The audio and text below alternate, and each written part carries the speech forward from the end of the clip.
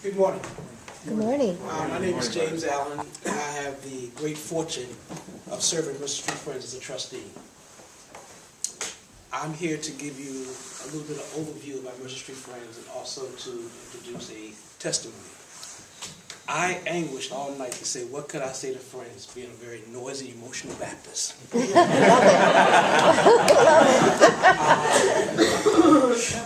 So I went through this for a period of time.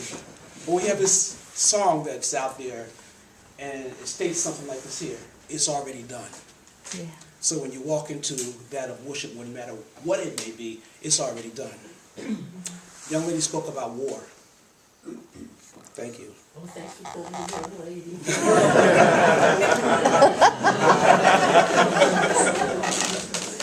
I may be a little crazy, but I wasn't born yesterday. I understand. Another individual spoke about miracles. Somebody else spoke about divine giving or divine being or divine whatever. But guess what, folks? That's Mercer Street Friends. Yeah. Just 12 miles to the left, over the right, over the bridge. You spoke about war.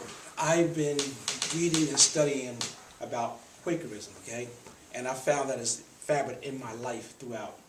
I am a Prince Hall Mason in the state of New Jersey, having the pleasure of being Grand Secretary. Researching my history, our first Grand Master was raised by Quakers here in Pennsylvania, so I'm going to go dig through that. That love, that unity, that passion that's been given is what Mercer Street Friends. You talk about war, and if I offend anybody, please forgive me. Quakerism has been fighting a war of injustice, illiteracy, hunger, you name it. It's been fighting for since time immemorial. Mercer Street Friends still does that. I have 4 words that I talk about with Mercer Street Friends for me. When they talk about interacting with people, it is exposure, it is enhancement, it is enlightenment, and it is enrichment. Those things are what Mercer Street Friends represent. Come across the bridge, or hit the internet. Google it. Find out for yourself. I can't do it justice to tell you, but I can say this here: I feel very honored being able to serve as a leader in Trenton. Having been an inner city kid, never knew what I wanted to be when I grew up. I'm almost 60 years old and I still don't know what I want to be. Okay? But I do know this one thing. I know what I did not want to be. Mercer Street Friends gives that opportunity to people. People don't want to be hungry. We have a food bank. People don't want to be ignorant. We have a literacy program. Kids need a place to have a safe haven. We have that. So at the same time, they always know what they did not want to be or do not want to be a part of, looking for that which they can hook their star to and go forward, okay? This one we have Mr. Sanford Livingston, who is a recipient of some of those gifts, I'm going to call them, some of those loves, in his own way and manner. And again, he will express to you what Mercer Street Friends did for him. I'm not going to go through his resume and all that stuff because sometimes that's boring, and Kirk is a very stickler of time. I feel him. Okay? I'm going to stay in my lane. At this time, I'm going to present Sanford Livingston. I'm going to excuse myself and I'll be right back in. Mr. Livingston, please.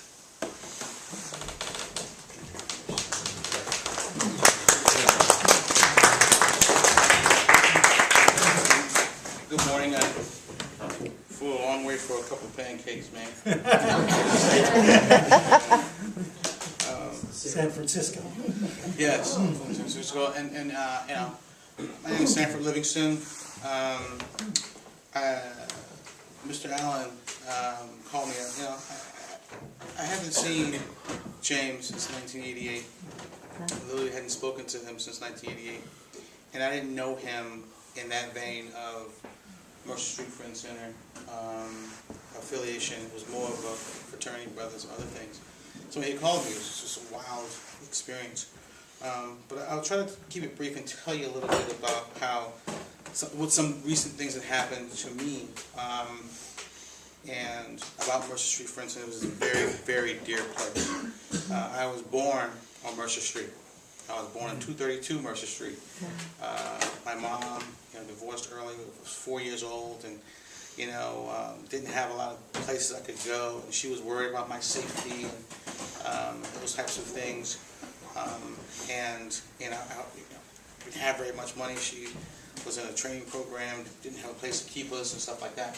And so we stumbled upon the other side of the light, as you would say. The other side of the lights where the mayor lived, Mayor Holland at that time. And there was this house, 151 Mercer Street. It had a playground, all kinds of stuff was there. And it was called Mercer. I never knew it was Friend Center. Friend Center was just what we said. Didn't know what it really meant. Matter of fact, it's just a place where we can meet friends. I said, wow, Friend Center, place to meet friends, great place. So I went down there, and I, was really studious. I love school. So it was a place where we got some tutorial services, and somehow I ended up going there after school. And a lot of kids went there after school. And, I used to marvel at the place because, it had a piano, those kinds of things. And these guys would say, Sanford, you want to learn how to play? I said, yeah, And so he taught me a couple of songs, and I was like, wow. And we did a little thing for our parents, and I learned a couple of songs. And this guy was really fascinated in the place, and the next thing you know, we had like 5 or 6 or 7 little pianos and a teacher. And at that time, a lot of the people who were there also taught in the public school system. So Mrs. Jones taught me piano.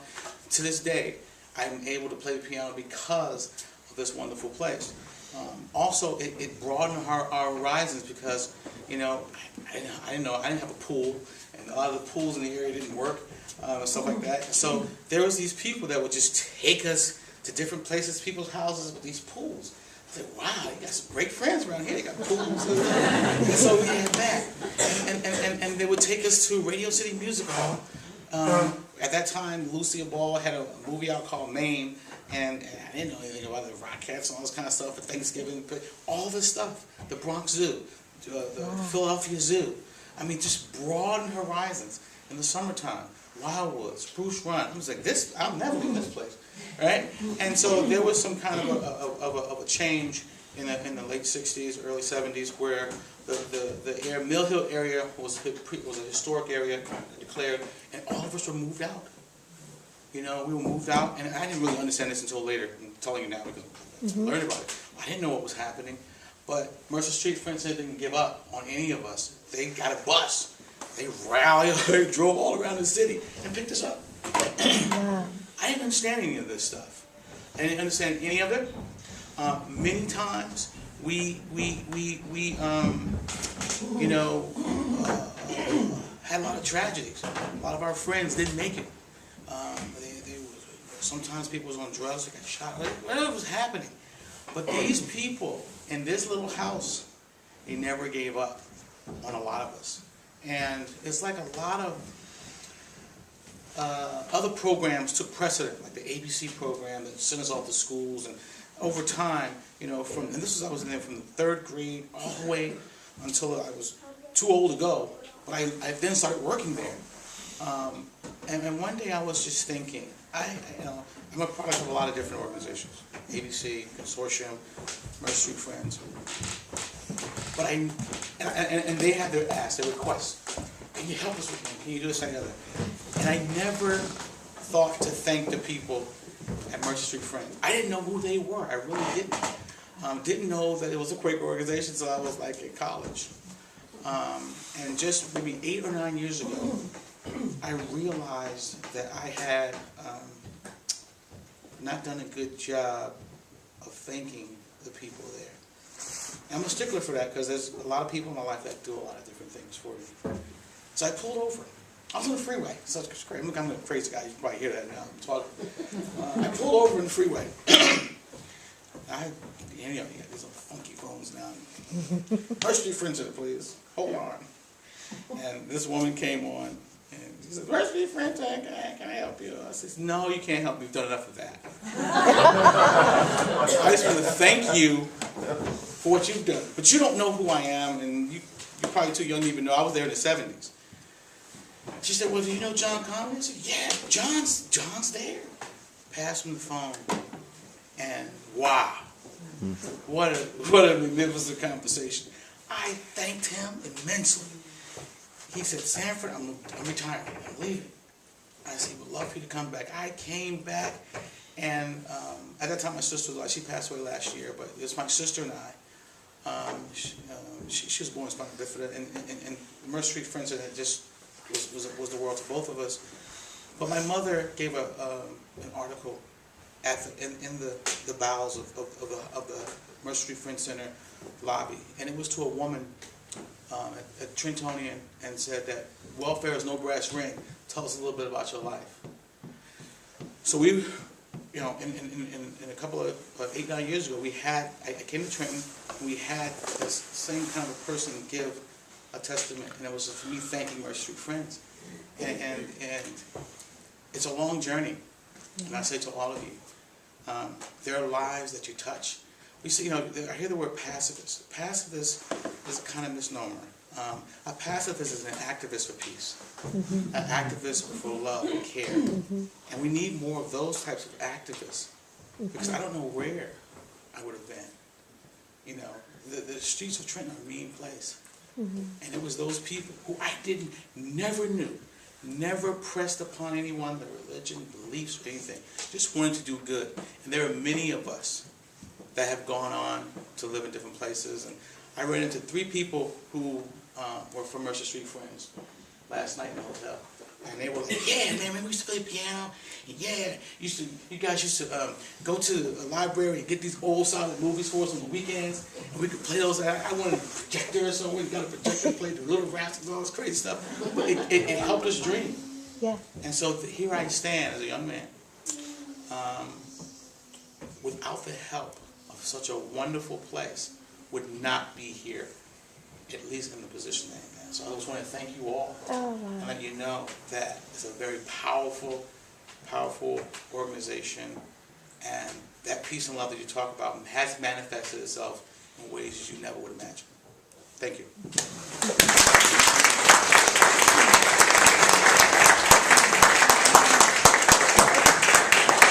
Sometimes we don't know how to touch one person.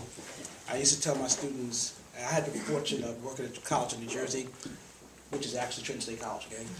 I still say Trenton State College. I used to tell them, each one teach one. If I teach one, that person teach one, and it becomes to be each one reach one. There are walking miracles all the way around us, okay? There are some of us still in debt and back. I tell folks, I don't know what my lane in life is, but I do know this here. My calling upon my life is servanthood. And it's been enriching to me. I am now a professional retiree at the age of 58. All I do is volunteer work, basically.